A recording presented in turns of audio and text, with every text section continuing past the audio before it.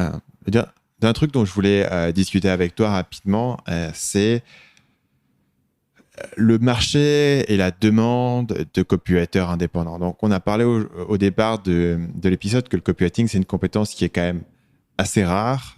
Une chose que j'ai remarqué, c'est que la plupart des gens qui sont euh, costauds en copywriting ont tendance à être déjà pas mal demandés ou sur pas mal de projets où ils ont leur propre projet, etc. Donc, il n'y a pas non plus une offre qui est énorme. D'un autre côté, moi, je le vois plus du côté de quelqu'un qui soit a besoin de recruter du monde dans ses compétences, ou alors des gens me demandent comment trouver des copywriters, donc vraiment du côté de la demande. Toi, tu es aussi du coup du côté de l'offre, tu parles à des clients, tu fais ces rendez-vous de prospection. Comment est-ce que tu vois aujourd'hui le marché des gens qui ont besoin de pages de vente? Tu vois, quel est le niveau de demande, quel est le type de clients qui sont là, et comment est-ce que quelqu'un qui pourrait s'intéresser à ce domaine pourrait réfléchir à rentrer là-dedans? Alors, les personnes qui ont des besoins en page de vente, il faut savoir que le terme page de vente peut être interprété vraiment de différentes façons. Il y a des gens qui vont se dire une page de vente, c'est simplement une brève présentation, c'est un argumentaire produit. Et puis il y en a qui savent vraiment ce que c'est une page de vente pointue, une page de vente vraiment conséquente, et qui, eux, vont plus valoriser le travail que ça demande. Alors moi, aujourd'hui, je travaille pas avec des gens qui ont pas la connaissance pointue d'une page de vente, de ce que c'est une page de vente, ils vont s'attendre à quelque chose de vraiment qui va pas être dans mes prix.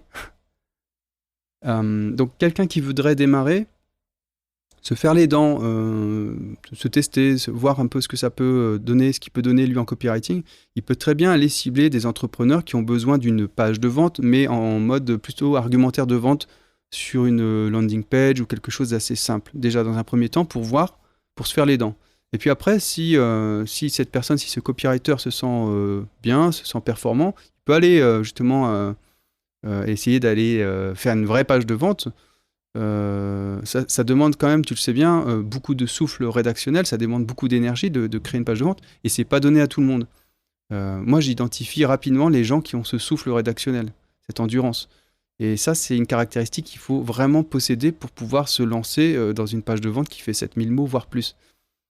Donc, voilà, il y a des gens qui vont simplement, des clients potentiels qui vont avoir simplement besoin d'une landing page avec un argumentaire client, un argumentaire produit pardon, assez performant. Et puis il y a des gens voilà, qui auront besoin un besoin d'une page de vente conséquente avec la tarification aussi qui s'ensuit. Donc, potentiellement, tu dirais qu'une personne qui débute peut avoir un intérêt à cibler des clients avec des projets moins complexes Oui, pour commencer. ouais, complètement, parce que moi je constate aussi alors j'ai envoyé une annonce pour recruter, comme tu le sais, sur le poste de copywriter, et j'ai fait faire un test aux candidats. Donc un petit test de 500 mots. 500 mots donc pour dire, voilà, tu es copywriter, imagine demain, tu vends du coaching et écris-moi ta page de vente, les 500 premiers mots de ta page de vente. C'était ça le test. Et écris aussi également un email qui va accompagner ce début de page de vente. Je me suis aperçu que des gens qui se disaient vraiment très bons en copywriting m'ont envoyé des choses où je me suis dit mais c'est pas possible, je me suis pas fait comprendre en fait une page de vente c'est pas ça. Il y a vraiment des choses qui il y a des grosses différences quoi, entre les personnes pourtant à la base qui se disent moi ça fait 5 ans que j'exerce, je suis bon, j'ai fait ci, j'ai fait ça, etc. Et c'est pour ça que de tester comme ça, moi, ça me permet de jauger tout de suite la qualité du candidat. Ça, tu le vois très très vite, quoi. Et je me dis que quelqu'un qui se lance demain sur le marché du copywriting, pour savoir si effectivement il est vraiment bon, c'est bien qu'il se teste déjà sur des petits projets avec moins d'envergure. Hmm. Et dans ce cas-là, comment est-ce que tu réfléchirais à ce type de client? Parce que plus tu vas aller sur de la formation, sur ce genre de choses, plus les pages vont avoir tendance à être complexes. Quel serait pour toi typiquement le type de client qui pourrait qui pourrait être intéressé par ce type de projet? Alors, tu vois, là, ce qui me vient en tête, c'est par exemple les e-commerçants. Les e-commerçants, ils vont avoir beaucoup de pages différentes sur leur site, mais des pages à faible densité.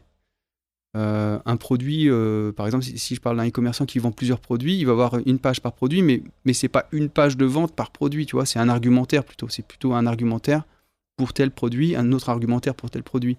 Et le fait d'aller taper à la porte de ces gens, déjà, c'est des gens qui ont beaucoup de demandes, qui ont beaucoup de besoins en copywriting, puisqu'ils ont des gros sites e-commerce et qu'ils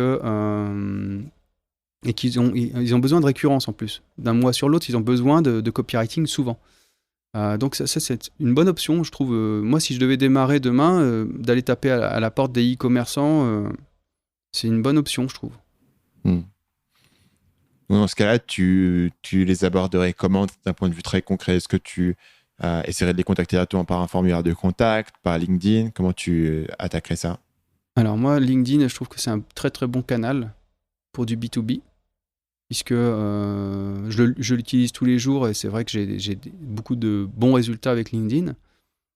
Alors que pas forcément sur Facebook pour ce type d'avatar.